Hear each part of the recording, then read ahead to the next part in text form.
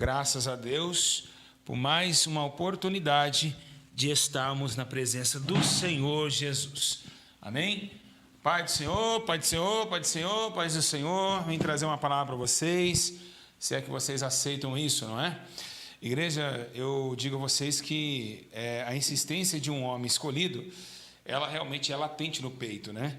Estou aqui em defesa dessa verdade, em defesa da graça de Deus, em defesa daquilo que me faz feliz, né? Importante é saber que reconhecer os erros. E eu estava ali à tarde hoje lembrando, falando com o Senhor, né? Falei, meu Deus, quantos erros que eu tive na vida, quantas prostituições, quantas drogas, quantos desleixos, né? O Satanás usou meu corpo, né, para destruir, né, no começo do meu casamento, no começo da minha vida, e eu falando ali com Deus, eu falei, Senhor, me perdoa dos meus pecados, né? Me tire, Senhor, cada dia mais a corrente, Senhor Jesus, que nos prende para obter a salvação.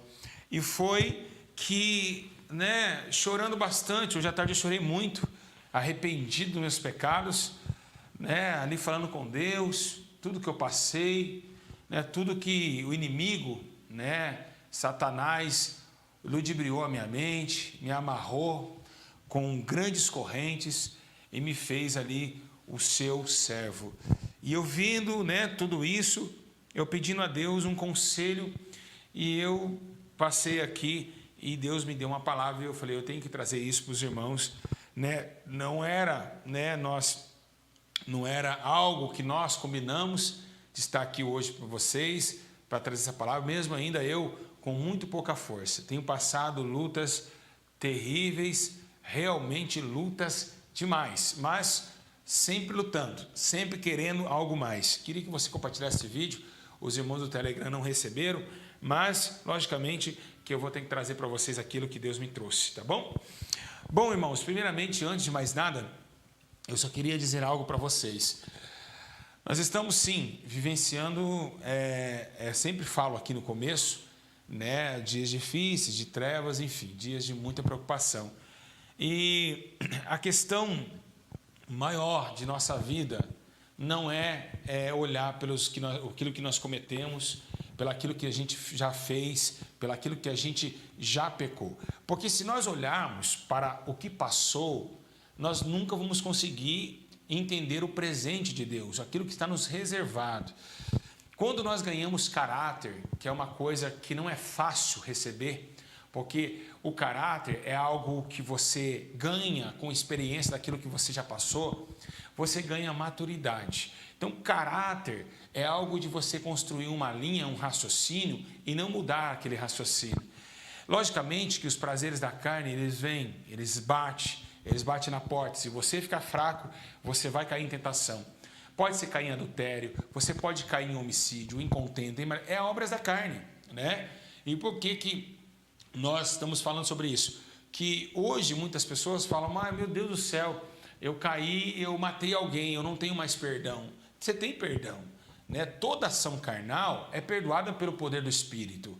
Deus lava, se você se arrependeu, Deus vai lá e te levanta de novo, Deus te dá outra oportunidade de você continuar, né? Porque naquele homicídio que você cometeu, ou aquele adultério que você cometeu, era para você estar morto ali, né? Se fosse antigamente, o Espírito Santo ia lá e fulminava, mas não, mas é pela misericórdia, Deus chora pelo seu ato, Deus chora pela sua promiscuidade, e isso faz-nos querer alcançar a salvação que é disputada porque é o exílio de tudo, né? Nós somos exilados de tudo, de toda a prática do bem. Por isso que o apóstolo Paulo ele diz assim, olha, aquilo que eu quero fazer eu não consigo fazer, aquilo eu não consigo, mas aquilo que eu não quero, isso eu faço. Então o espinho que dominava o apóstolo Paulo era o espinho que dava a ele a condenação na sua alma. Mas o próprio Deus viu, Paulo, minha graça te basta, o meu poder se aperfeiçoa na sua fraqueza. Meus irmãos, eu quero relatar algo aqui com experiência própria.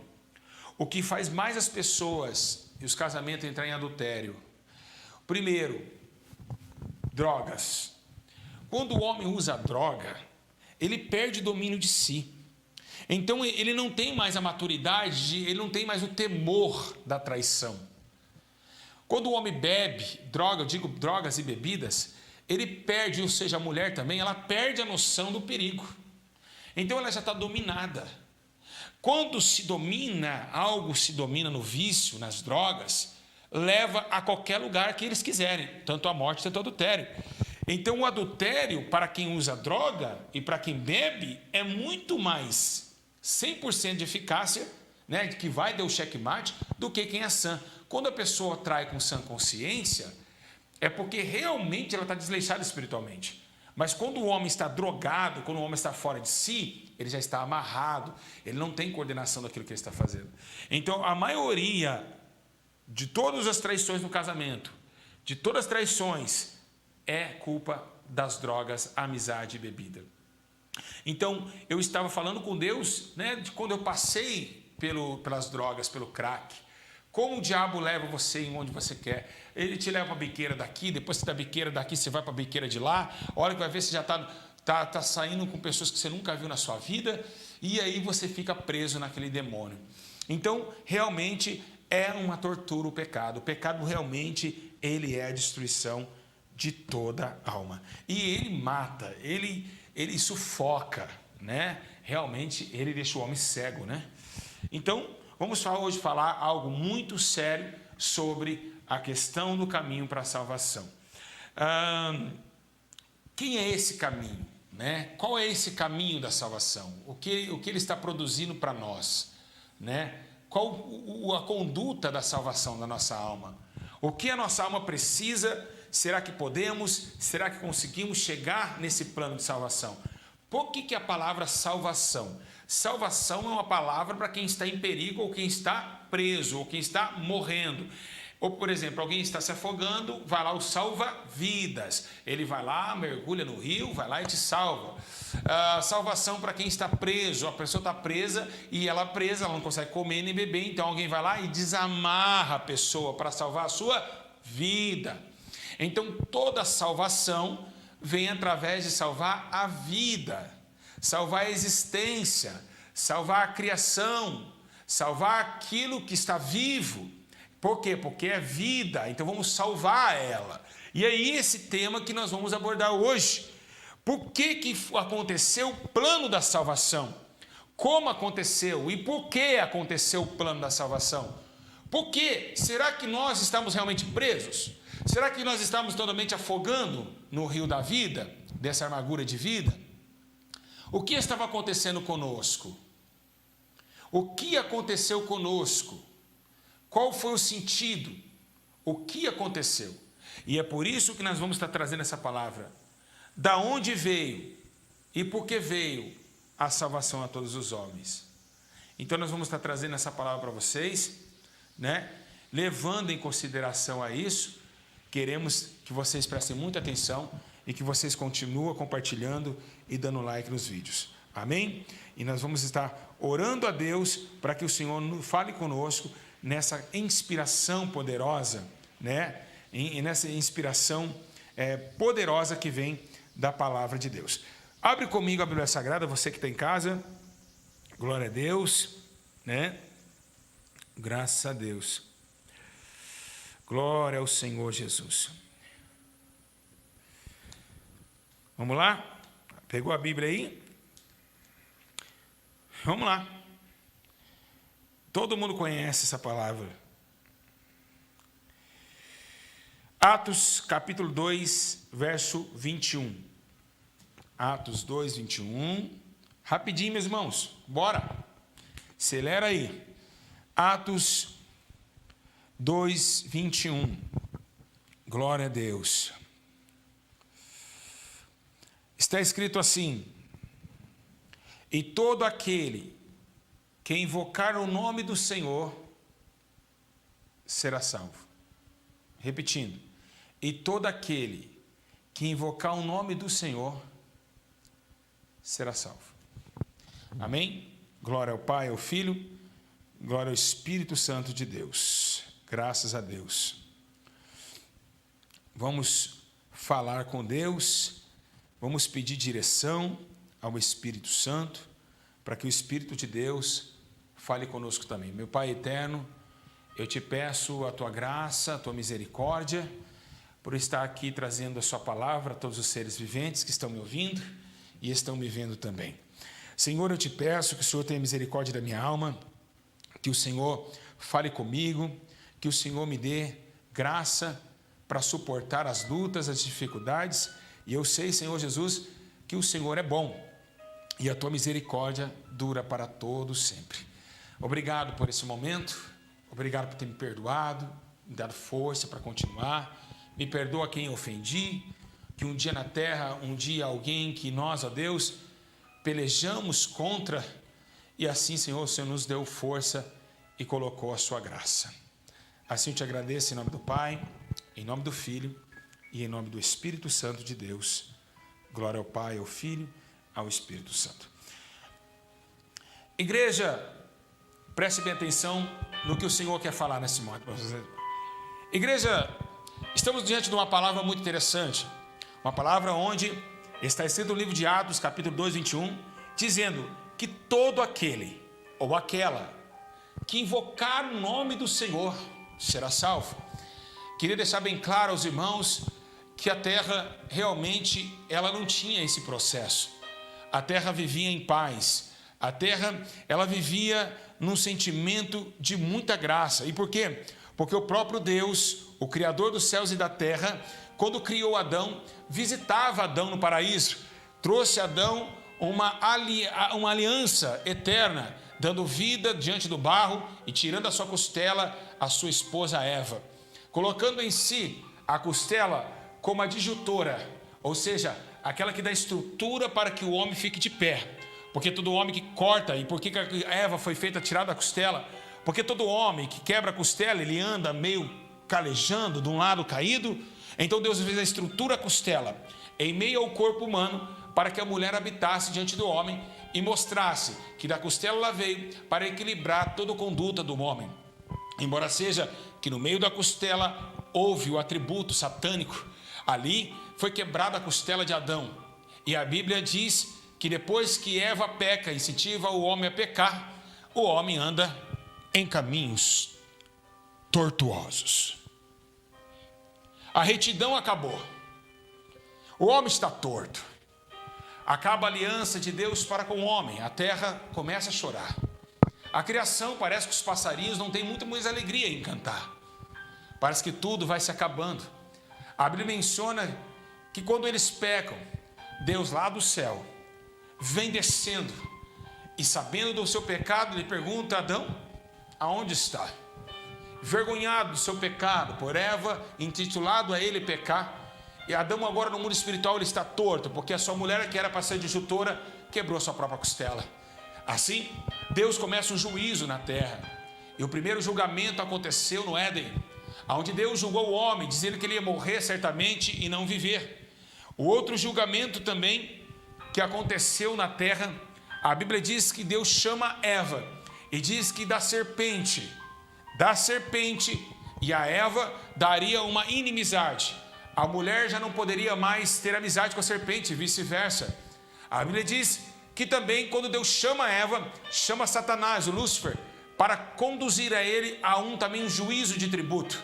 A Bíblia diz que a serpente também é julgada e Deus manda ela correr como pó e assim rastejando sobre a terra, e agora chama esse adversário. O adversário esse, e dizendo a ele com muita clareza, dizendo que ele iria pagar o preço um dia de ter corrompido a terra pelas suas mentiras, assim como ele tinha feito no céu. Então Deus chama Eva para um lado e diz: Eva, vem aqui. Chamou Satanás e disse: olha, do ventre dessa mulher que você acabou de derrubar, nascerá um que vai esmagar sua cabeça.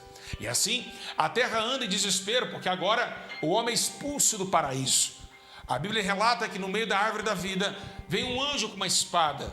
E assim, quando abre o Éden para a sua escapatória diante das colinas, a Bíblia relata que Adão e Eva é expulso do paraíso. Nasce Caim e Abel, os dois filhos, que outrora, quem sabe imaginando, dizendo: quem é esse Deus que criou os montes e outeiros? Assim, queriam saber qual que foi o motivo da sua criação. E quem sabe nós, Adão e Eva, não dá uma escola dominical para eles, dizendo que eles moravam além do Jordão, perto do rio Eufrates, Tigre, e ali, chamado Éden, foi expulso do seu paraíso. Então, Caim e Abel têm uma novidade de vida. Eles começam a olhar para eles mesmos e entender, será que não podemos chamar mais a atenção desse Deus novamente? Será que não podemos nunca mais vê-lo por causa desse pecado do meu pai? Então, tem uma lição. Eles começam agora a oferecer algo a Deus. E tem uma coisa que Deus, Ele não deixa passar batida, é o sacrifício. Então, através de um sacrifício, a terra começa a invocar o céu e o céu começa a tremer. Porque houve um sacrifício. A Bíblia menciona que Abel, o pastor de ovelhas, e Caim, o lavrador do campo, trazem a Deus as primícias. Então, Abel chama a atenção do céu através de um cordeiro. O cordeiro que mais à frente seria imolado através de um sacrifício perfeito. Assim, a Bíblia menciona que quando Abel e Caim mostram o sacrifício a Deus, a Bíblia menciona que Deus ama e começa a ter uma comunicação com Abel, porque Abel agora está trazendo um cordeiro sem mancha. E esse cordeiro está estabelecendo no céu um concerto. E quem sabe que Deus possa ali ter visto o sacrifício de Abel e tomasse como exemplo. Agora, quem sabe ele olhando do céu, ele olhando para o teu filho e dizendo, esse sacrifício me chama a atenção. E quem sabe ele olhando para o teu filho à direita, ele diz, cordeiro, cordeiro, essa foi muito boa, cordeiro, eu amei esse sacrifício, filho. Sim, pai. Quem sabe o céu, com toda a glória e todo o poder, os raios começam a bravejar no trono, e ali Deus começa com a nuvem de glória tomar a atenção de Abel. E Deus desceu na terra depois da aliança quebrada, do motivo da separação entre a criatura e o Criador. A terra continua, Abel, Caim, começa a progredir a terra, e a terra continua na imundície, seus pecados. Embora seja que quando Deus ele olha para a terra, ele vê toda a descendência de Caim e Abel se prostituindo, levantando deuses de barro, homens fazendo coisas terríveis perante a tua face. Deus, a Bíblia menciona no livro do Pentateuco, que Moisés também escreve uma palavra dizendo que Deus queria totalmente tomar e matar, assassinar o homem, porque ele tinha visto o homem e dentro do coração de Deus, ele olhou e disse, eu me arrependo de ter feito essa criação. Uma criação que tentou, ao menos fiz a criação para me adorar, porque Deus estava com o coração partido, porque tinha acabado de ser traído no céu, e agora tem de ser traído na terra. A paciência de Jeová gerou nele o sacrifício que lembraste de Abel, e trouxe diante dos homens uma esperança, que quando olhou um homem chamado Noé, um velho barbudo, quem sabe cansado, assim areando a terra, Deus olha para a terra e diz ainda uma esperança, porque no meio desses ímpios há um homem que me teme na terra dos viventes. Quem sabe do mesmo temor, da mesma palavra de exaltação ao homem na terra, como Deus usou com Jó, quando Satanás veio ofendê-lo, assim Deus usou para Noé. E viu Noé, um homem que temia Deus, e Deus mais uma vez deu a esperança para que o homem vivesse através da arca, que Noé, o pregoeiro da justiça, como o apóstolo Paulo disse, 120 anos pregando sobre justiça e arrependimento, para que todos se arrependessem dos seus maus caminhos e entrassem na arca de Deus. Embora seja que essa arca foi tomada de muita justiça, 120 anos pregando e tentando martelando, tanto pregando a arca e tanto pregando fora da arca. Então, igreja, quando Deus começa a ver a arca sendo construída, vai vir água de baixo, água de cima, e o dilúvio começa a estremecer os raios dos céus. Os céus começam a trovoar, e todos os seres que não conseguiam entrar na arca pereceram. E assim foi a justiça de Deus plantada. 40 dias, 40 noites, parou diante do monte de Ararat na Turquia, e ali Deus viu que Noé estava preparado para fazer uma nova descendência que temesse seu nome. E assim Noé tomou-se o contato com Deus, e a primeira coisa que a arca, quando ela abre, Noé vai lá e presta um culto a Deus, e faz ali um altar, incendeia, e ali um sacrifício a Deus, e Deus fique feliz no céu. A salvação chegou. A arca da salvação foi algo maravilhoso. O céu estava em festa. Noé e sua família, agora é só alegria. Todos vão pegar o coração de Noé e temer a Deus. Mas não foi o que aconteceu. Noé se embriagou, ficou nu diante de seus filhos. Deus não achou legal aquela situação e foi traído mais uma vez. Terceira traição. É a terceira traição. Céu, Eva e Noé.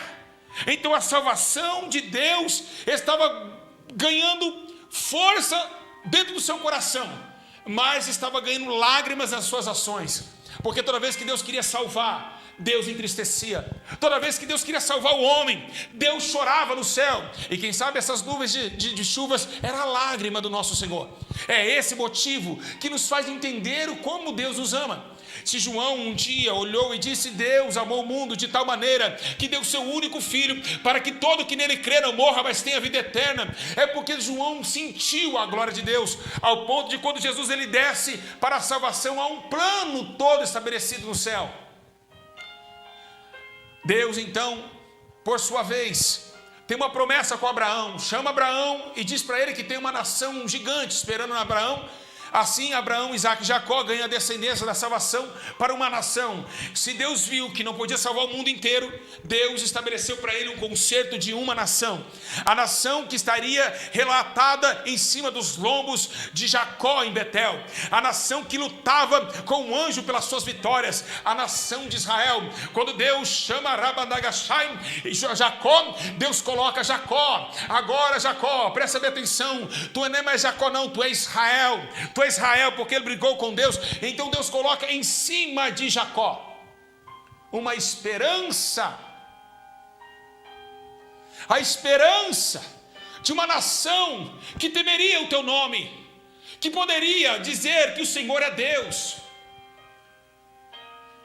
Começa Israel a ser formada através de muita valentia, de muitas lutas que Josué, que Moisés enfrentara. Então acontece que o tema de Deus, a Israel cercada, Jerusalém, a noiva, agora começa também a se prostituir, a adorar outros deuses. Deus foi traído pela quarta vez. Dentro de Israel, um povo que Deus chamou por eleito, estava acontecendo o concílio de Satanás, a sinagoga dos seus demônios, levando em consideração as práticas impetuosas que Deus jamais admitiria. Adultérios, fornicações, deuses levantados como instrumento de adoração. E Israel brigando ao ponto de Deus usar uma parábola com Oséias e dizer: se você não sabe o que eu estou passando, Oséias, case com uma mulher adulta e tem filho com elas, e depois ela vai te trair, você vai ver como que é difícil a minha vida. A vida de Deus, o céu não estava dando fácil. É você amar alguém que não te ama. É você dar de tudo para alguém que não te dá nada.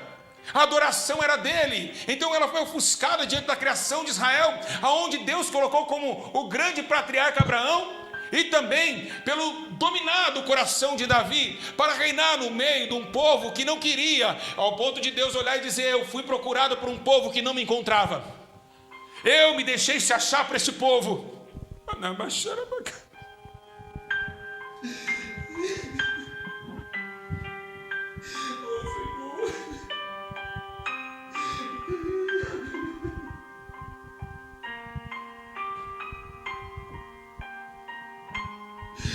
Oh meu Deus, que glória!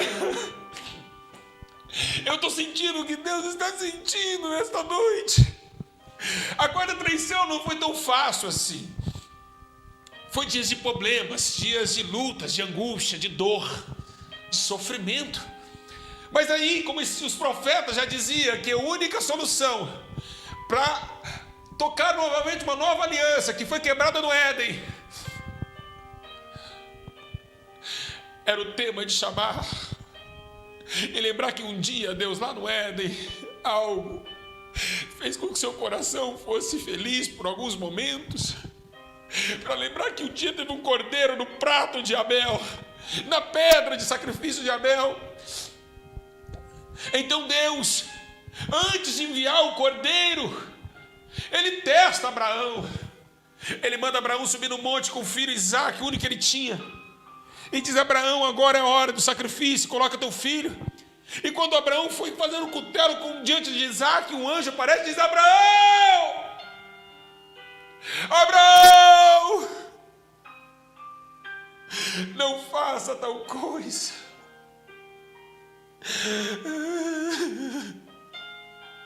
Então Deus lá no céu, ele olhou e disse: eu vou aprender, eu aprendi com mais um na terra. Primeiro o ovelha, o sacrifício de Abel. Agora, se um homem pecador pode dar seu único filho, eu também vou dar o meu. Então Deus juntou a coragem de Abraão com o sacrifício de Abel, e veio Jesus, o unigênito de Deus, o cordeiro sem mancha, o cordeiro que vai ser imolado a qualquer momento, mas no momento que tem todo o propósito e modo, mas vai descer, e como acontece? Acontece que o templo de Israel está tenebroso. O segundo templo, várias divisões do templo antigo, agora tem um segundo templo dentro de Jerusalém.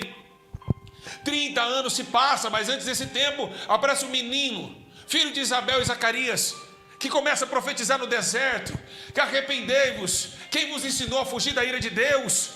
Endireitai os vossos caminhos, as vossas veredas, porque é chegado o reino dos céus. Então, no meio do Jordão, João Batista estava pregando o arrependimento, mas quando vem nascendo esse tempo, o que vem na lembrança não é a pregação de João Batista.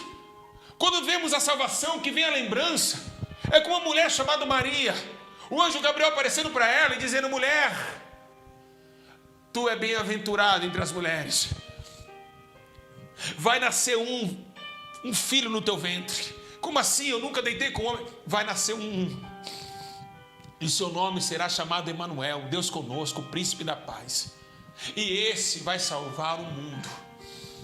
Então mesmo o anjo, para não confundir José, aparece para ele e diz: olha, não, sua mulher não pecou com ninguém, ela não andou te traindo, o que é gerado dela é gerado pelo Espírito Santo. E ali escreve João com muita alegria, e colocando as bordas de salvação em sua sinfonia, dizendo: o verbo estava com Deus, o verbo era Deus, habitou entre os homens e se fez carnes, e vimos a sua glória e podemos tocar na vida.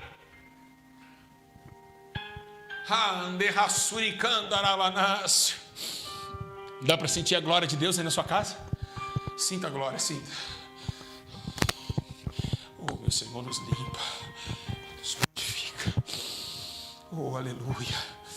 Igreja, Jesus desce, então agora estamos lá no deserto, e depois do deserto estamos no Jordão. E quem sabe João Batista, ele começa a dizer algo interessante: raça de víboras. Alguém olha para ele e fala: João, mas todo mundo aqui é cobra para você. Se todo mundo é cobra, quem é aquele ali? E as suas pisaduras vêm vindo.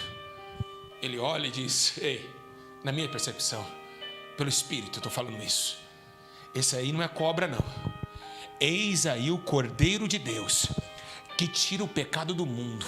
Então Jesus vem descendo, e João diz: eu não sou digno, é esse que eu falava que não era digno, tirar nem pouco as suas alparcas, mas olha, me batizas? Não me batizas, não, peraí, João, para que se cumpra a justiça daquele que manda nos céus e na terra, me batizas tu, para que se cumpra a justiça do Senhor.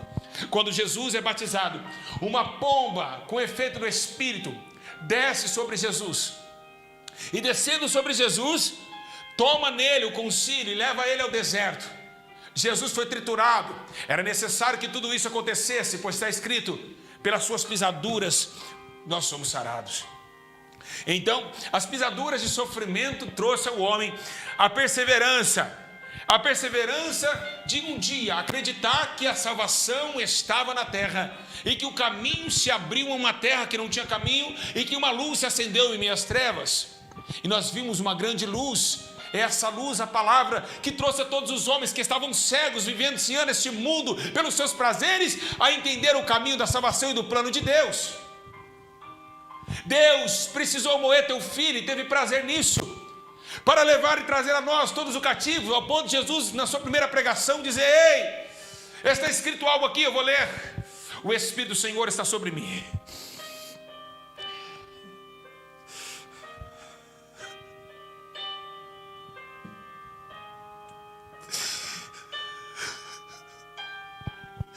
E me ungiu para pregar as boas novas, das vistas aos cegos, e libertar os presos da prisão, e anunciar o ano aceitável ao Senhor. Por isso que Sofonias dizia que o Senhor teu Deus está no meio de ti, poderoso para te salvar. Ele já escrevia isso. Israel, o Senhor Todo-Poderoso está no meio de ti. Lá no livro de Sofonias, no capítulo 3, 17, ele diz isso. Ele está no meio de ti, o Senhor, para te salvar. Todos nós estávamos presos, como pássaro na gaiola. O Senhor teve misericórdia da nossa alma e enviou seu único filho, que nos limpa, que nos dá coragem de acreditar que existe uma salvação para nossa alma e um plano eterno, que não nos abandonou nas horas que mais precisamos dele. Jesus, levado à sinagoga de Satanás, lá dentro denunciou os seus pecados, tentaram jogar Jesus num penhasco, foi agredido, foi bofeteado, chicoteado, quarentenas de açoites. Anás e Caifás o bofetaram. Os reis, os príncipes e todos aqueles balançavam a cabeça dizendo: esse aí não vale nada, pode alguma coisa boa vir de Nazaré. É assim que falaram dele. Foi ocultado pelos grandes mestres da lei e foi rejeitado, porque ele tinha o plano da salvação do homem, ao ponto dos religiosos dizer: nós somos filhos de Abraão. Olha, mas dependendo dessa pedra, Deus pode suscitar filhos de Abraão. E isso fez com que Deus visse o teu filho e sofresse do céu, porque saberia que uma hora ou outra, numa tarde pequena, ou menos cinzenta, Jesus ia subir para o Monte das Oliveiras, porque estava próximo à sua crucificação, e chorando ali, gemendo. A Bíblia menciona que sai sangue, o sangue se anseia e sai antes da hora. A cruz está preparada, Barrabás está eleito, o grande livre da história, enquanto o teu mestre, o meu mestre, aquele que veio da salvação de todos os homens, estão sendo crucificados agora, e está ainda agora preparado para a vida dolorosa. É esse motivo que nos faz entender o que é o céu. É esse motivo que nos dá chance e força de passar pelos nossos erros, de não interessar o que nós fizemos. É dia após dia se renunciar, dia após dia se limpar na presença desse grande mestre, porque ele dia após dia lutou. E essa luta deu a ele força, como dá-nos força nessa noite, de acreditar que existe o céu, que esse paraíso ele é real, assim como esse microfone é real. O Senhor, o grande eu sou, está lá nos céus. Se o Senhor é o Senhor da minha vida, a quem me recearei? E foi assim que, pela confissão e a fé, que o apóstolo Paulo escreveu dizendo assim: com tua boca confessares que Jesus é o Senhor, e em teu coração creres que Deus o ressuscitou dentre os mortos, vocês serão salvos. Então, porque Jesus agora está indo para a cruz do Calvário, e agora vai subir no Monte Caveira. No meio do Monte Caveira, em meio de dois bandidos, Dimas, o bandido à sua direita, e à esquerda o acusador. E Jesus, com as mãos abertas, os braços abertos, sofrendo, não tinha comido nem bebido, porque estava em jejum a noite inteira dentro do monte, orando para que Deus fosse possível passar no monte aquela hora, aquele cálice. O traído, aquele que o mundo rejeitou. Então Jesus agora anuncia a um homem que a sociedade não dava nada, ao homem que muitos de vocês em casa querem falar que tem que morrer: o ladrão, o assassino. Jesus olhou para ele e disse: se você crê, você crê? Eu acredito, eu estou aqui, ele também, nós temos um pecado e por isso nós estamos aqui, mas o Senhor não tem culpa, então eu confesso que o Senhor é inocente. Ah, é? Você confessa? Ah, faz um pedido. Ó, Senhor, hoje mesmo eu quero entrar no Senhor. Hoje mesmo estará comigo no paraíso. Hoje. Jesus sofreu e padeceu naquela cruz. A Bíblia diz que Deus ele vira as costas para o seu filho. E aonde está escrito isso? Eli, Eli, sabictani, sabictani. Deus meu, por que me desamparaste? E por que Deus desamparou por um momento? Porque Deus não estava aguentando mais o sofrimento do seu filho. Desde Abel ao proceder de Abraão, Deus agora está chorando porque seu filho está sofrendo. Naquele momento que Jesus está na cruz, Deus tira um pouquinho a mão de justiça da terra. E por quê? Porque agora Deus, ele sabe de todas as coisas, mas Deus não sabia de uma coisa. Vou repetir.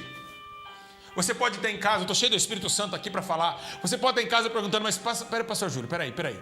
Deus não sabe de tudo? Sabe. Mas uma coisa ele não sabia, ou seja, ele não sentia. Ele que não quis saber, é claro, até aquele momento. Deus não sabia o que era passar dentro da carne, porque Deus é espírito.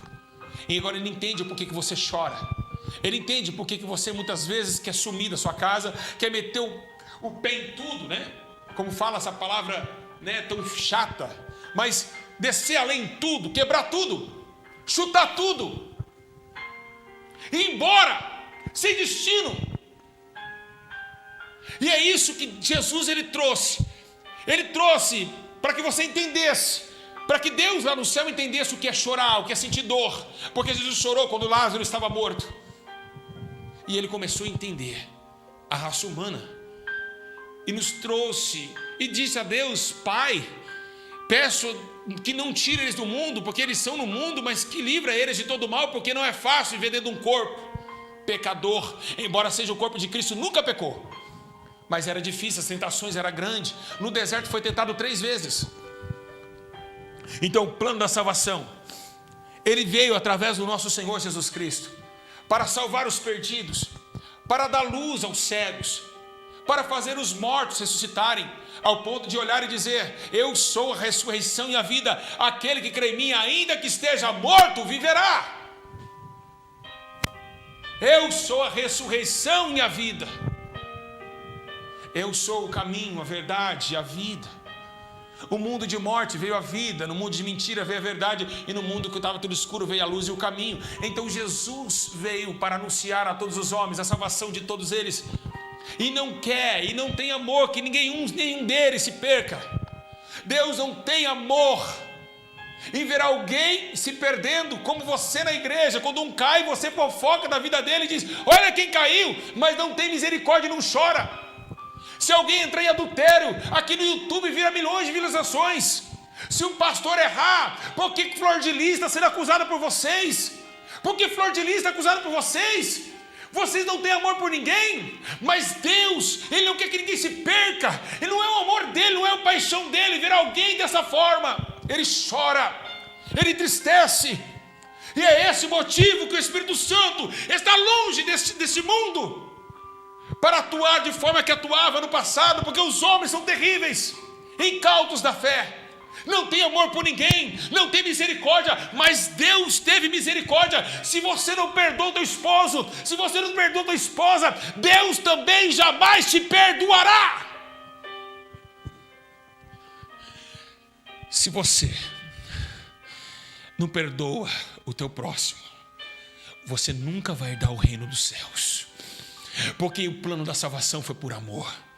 O plano da salvação foi muita graça, foi uma misericórdia para nós não sermos consumidos, porque a sua glória cobriu toda a terra, ao ponto das águas cobrir o mar. E é esse motivo da salvação, o amor imerecido. O homem não merecia, não tinha perdão do seu próximo, mas Deus o perdoou. E se você não perdoar teu próximo, se você não desejar o bem para o teu próximo, jamais tu receberá perdão diante de Deus. O plano foi todo orquestrado. A salvação, que era somente para aqueles israelitas, agora se colocou na banquete dos justos. Agora todos nós gentios recebemos o plano da salvação de Deus. Jesus, o Salvador do mundo. Pois o apóstolo Paulo disse que nenhuma condenação mais há dos seus pecados para aqueles que estão em Cristo Jesus, mas que não anda segundo a carne, mas segundo o Espírito, porque a lei do Espírito de vida me livrou da lei do pecado e da morte. Então esse Jesus, que salvou o mundo através do teu sangue, que nos purifica de todo pecado, um dia ele disse que voltaria para resgatar o povo e levar para Sião perfeita, para a Nova Jerusalém, aonde mana leite e mel, que nossos olhos nunca mais chorariam. Essa salvação, esse plano ainda está aberto para todo homem. Assim como a grande arca estava aberta no passado, assim Jesus ainda está com a porta aberta para que todos que crêem no seu nome fossem salvos por ele. É o tempo da salvação no mundo. O nosso mundo vai passar, a nossa vida passa muito rápida, e é o tempo agora de aproveitarmos a misericórdia de Deus e nos limparmos essa água que sai do trono de Deus como água cristalina, que limpa a nossa alma de dentro para fora. Porque quem bebe dessa água voltará a ter sede, mas quem bebe da água que ele der jamais terá sede. porque dentro dele fará mananciais de águas vivas que jorrarão para a vida eterna, porque o pão que nós comemos, nossos pais pereceram, mas ele é o pão vivo que vem do céu, e quem come dele terá a vida eterna. Esse é o plano de Deus, o amor de Deus, que o mundo jamais vai entender. Como Deus tolera um adúltero, como Deus tolera um homicida, nós não toleramos, porque estamos aqui para acusar as pessoas, para achar que um é melhor que o outro, sendo que o adúltero que caiu em adultério, você pode cair amanhã também, sendo que matou amanhã, você também pode matar. Deixa a carne entrar para você ver o que você vai ficar irreconhecível. Então a justiça de Deus veio para nos acalmar, para mostrar para o homem que ele pode se arrepender e que ele pode viver uma nova vida, que ele pode se regenerar, que ele pode mostrar para ele mesmo que ele pode, que ele consegue, através da grande misericórdia que Jesus enviou na terra através do seu sangue inocente.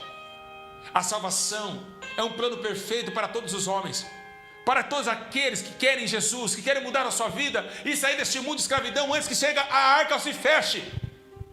Jesus, ele olha e diz: olha, será como os dias de Noé. Comiam, bebiam, davam em casamento, até que Noé entrou na arca. E a arca está se fechando, igreja. É o tempo da arca se fechar. Acordem enquanto é tempo. A salvação vem através do nosso Senhor, o Messias, que morreu, mas no terceiro dia ressuscitou, porque Deus o ressuscitou dentre os mortos, e está vivo à direita de Deus, e subiu e deixou teu Espírito Santo para nos convencer de todo pecado, nos dando força, coragem, graça, nos dando alegria de saber que a gente consegue ser melhor.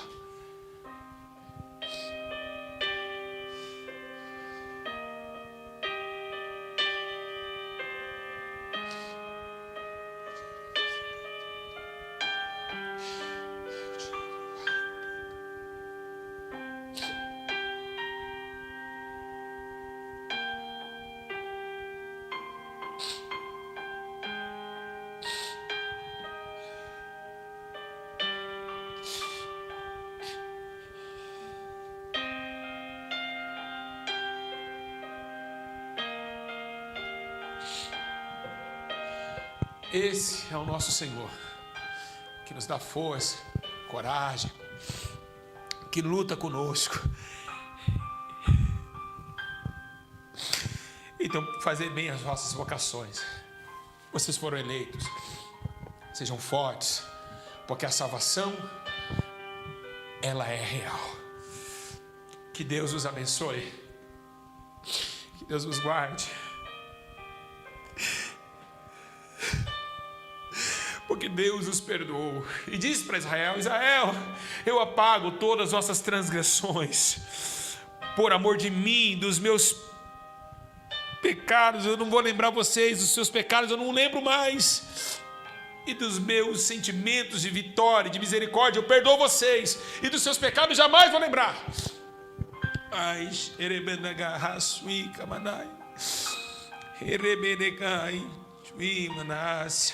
deixe o homem ímpio o seu caminho, e o homem maligno os seus pensamentos. Converta ao Senhor, que se compadecerá e te fortalecerá para o nosso Deus, pois é grandioso em perdoar.